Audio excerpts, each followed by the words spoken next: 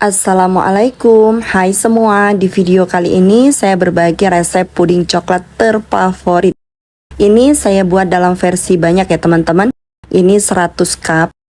Sekarang kita siapin dulu bahan-bahannya. Kita ambil Nutrijel. Ini Nutrijel coklat. Kemudian agar-agar. Terus gulanya. Ini langsung gulanya 1 kilo ya teman-teman, yang saya ambil dari lemari, dan juga coklat bubuk. Untuk wadahnya ini saya pakai panci yang besar karena ini buatnya dalam jumlah banyak. Jadi saya pakai panci kukusan yang ini. Maaf ya teman-teman kalau warnanya agak hitam. Langsung aja kita masukkan 2 saset agar-agar plain. Ini beratnya 7 gram. Kalau misalnya teman-teman ada yang coklat bisa pakai yang coklat juga. Terus masukin Nutrijel coklatnya. Ini Nutrijel coklatnya kemasan besar, beratnya 30 gram. Jadi kalau 2 saset totalnya 60 gram. Selanjutnya tambahkan 3 sendok makan coklat bubuk.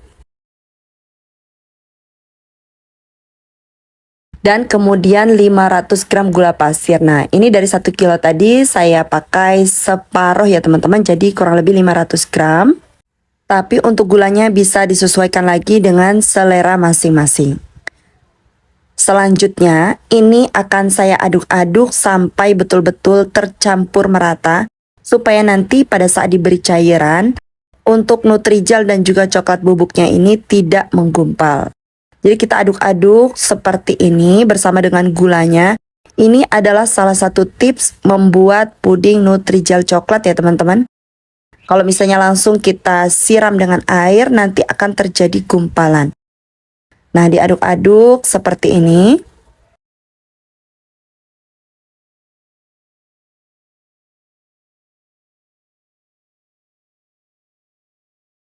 Kalau sudah tercampur merata seperti ini, selanjutnya tambahkan 1 liter susu UHT full cream. Ini saya pakai Frisian Flake karena ini yang lagi promo ya teman-teman. Kemudian sambil diaduk-aduk seperti ini untuk mengurangi gumpalan. Jadi ini kita masukkan secara bertahap seperti ini ya teman-teman. Kemudian langsung kita aduk-aduk terus sampai Nutrijelnya dan juga coklat bubuknya tidak ada gumpalan-gumpalan.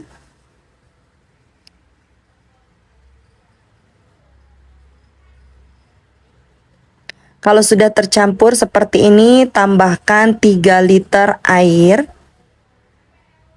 Kalau misalnya ada human error, mungkin selisihnya bisa sampai 200 ml. Jadi kemungkinan ini total airnya itu bisa 4000 ml atau 4200 ml ya teman-teman.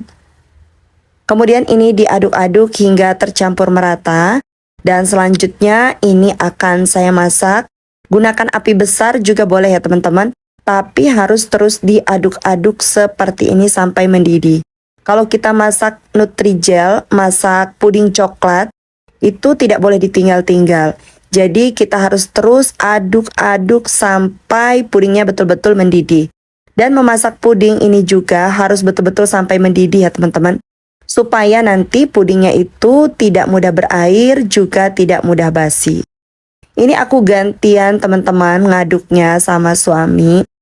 Karena ini lumayan pegel juga ngaduknya, karena ini lumayan banyak.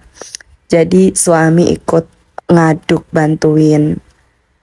Nah pas udah mendidih ini aku gantiin lagi untuk ngaduknya. Nah ini udah bludak-bludak banget, ini udah betul-betul mendidih. Selanjutnya ini saya kecilkan apinya. Kemudian supaya rasanya itu lebih mantap top markotok, tambahkan 200 gram coklat batang. Ini saya pakai coklatnya merek Diamond. 200 gram udah saya potong-potong ya teman-teman supaya lebih cepat larut. Ini gunakan api kecil saja, diaduk-aduk seperti ini sampai coklat batangnya itu betul-betul larut. Dan untuk coklat ini enak ya teman-teman. Harganya itu lebih murah dibandingkan merek yang terkenal yang biasa ada di minimarket. Dan ini halal ya teman-teman. Nah ini terus diaduk-aduk, warnanya itu jadi lebih pekat seperti ini setelah diberi coklat batang. Dan pastinya ini juga akan menambah rasa nyoklatnya dari puding coklat yang kita buat ini. Ini ya teman-teman, warnanya itu jadi lebih pekat, jadi cakep banget. Dan di puding coklat ini aku tambahkan lagi gula pasirnya itu 6 sendok makan ya teman-teman. Supaya rasa manisnya itu lebih terasa, karena ini untuk suguhan ke anak-anak panti gitu. Jadi kalau misalnya aku buat biasanya kan gulanya itu kayak lebih sedikit karena kita untuk konsumsi pribadi. Tapi kalau ini aku buat kayak kita mau jualan gitu teman-teman, rasa manisnya. Tapi kalau misalnya teman-teman ngerasa ini masih kurang manis juga, teman-teman bisa sesuaikan lagi. Dan gulanya ini bisa ditakar. Pada saat pudingnya sudah mendidih, kita bisa tambahkan gulanya. Nah, seperti ini. Kalau misalnya udah larut, sekarang kita biarkan sampai uap panasnya berkurang. Diaduk-aduk seperti ini. Ini aku sudah siapkan cup ya teman-teman. Tadi waktu suami ngaduk-ngaduk, aku siapkan cup. Dan ini ada 100 cup puding ukuran 50 ml udah aku susun. Dan setelah didiamkan selama 10 menit, ini ada seperti ini teman-teman. Di lapisan paling atasnya, pas aku angkat centongnya, dia langsung ikut. Jadi tadi aku lupa videoin. Ini ada lapisan seperti ini biasanya kalau kita buat puding coklat, dan ini dibuang bisa. Tapi kalau aku biasanya aku makan karena ini itu enak. Tapi kalau misalnya ikut kita siramkan ke pudingnya, itu nanti warna pudingnya itu jadi kurang cantik.